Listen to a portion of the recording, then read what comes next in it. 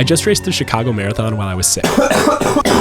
As usual on race days, I got maybe 5 hours of sleep, which definitely didn't help. Then I spent 15 minutes tearing apart my luggage looking for my keys, which of course were in my pocket the whole time. I made my way to the Team World Vision tent, which was the charity I was running for, and got checked in there. I took some zinc and echinacea, hit the nose spray for the 3rd time that morning, and ripped a mandarin for the vitamin C boost. Then I headed towards the start line with my team. My main worry at this point, other than being congested, was that I couldn't take full deep breaths, which obviously isn't ideal. Once I got into Grant Park, I found my start corral and realized I had to walk across the park to drop off my gear bag. The porta potty lines were insane, so I decided to skip it. At the gear drop tent, I reorganized my stuff, took some Sudafed, and had one last hit of the nasal spray. Then I stripped off my outer layers, ripped a carb gel, and dropped off my gear bag. As I was heading back to my corral, I asked a guy if I could bum some sunscreen, and he ended up being someone who watches my videos, so thank you, bro, that was so clutch. Then I had to jog over to my corral since I was late, and I had to sneak in from the side, but I made it and finished my electrolyte drink while I was waiting for our corral to start. I still felt pretty crappy, but I've learned that when I choose to smile and default to being positive, it actually changes how I feel. Honestly, I didn't train for the marathon the way I should have. I ran 5 times since my Ironman a month ago, and those 5 weeks should have been my biggest training block leading up to the race. I was really banking on the fact that my Ironman training would carry. My goal was to run sub 4 hours since I knew I wasn't at 100%, which meant averaging 9-minute miles. At the start, my watch was glitching, so I ran off feel and somehow was pretty close. I came through the 5K right around 27 minutes. The crowd's energy was unreal. I was still sniffling and struggling to breathe, but I wasn't focused on how I felt anymore. I was just soaking in Chicago. Running through all the different neighborhoods was incredible since each one has such a unique vibe. I couldn't even wrap my head around how many people were out cheering, and hearing so many people yell about mandarins was hilarious. 5 people actually gave me mandarins during the race, which was awesome. I ended up not eating one every mile like I planned because it would have destroyed my stomach, and I didn't want to make myself feel any worse, but 5 mandarins was pretty much perfect. My phone was tweaking the whole time and I could barely see the screen. Half the time I'd hit record and accidentally take pictures instead. I also wasn't thinking clearly enough to film people handing me mandarins until it had already happened, but one of my favorite moments that I had to go back to record was this kid holding a "do it for the mandarin" sign. Thanks for the support, bro. It honestly made my day. I came through the half marathon faster than expected, around an hour 50, and decided to save caffeine until mile 15. I took a caffeinated gel there and another at 17, which was good timing for a little boost because, as anyone who's run a marathon knows, around mile 20 things start to get real.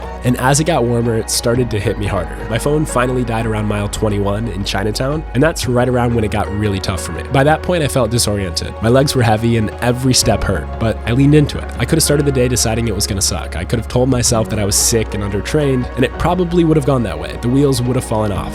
But I didn't. This past year, I've realized I can't control everything that happens, but I can always control how I show up. And choosing to stay positive changes everything. Life really just comes down to how you interpret the moments that you're in. When you keep showing up and stay relentlessly consistent, even when you don't feel ready, you end up doing things you never thought you could.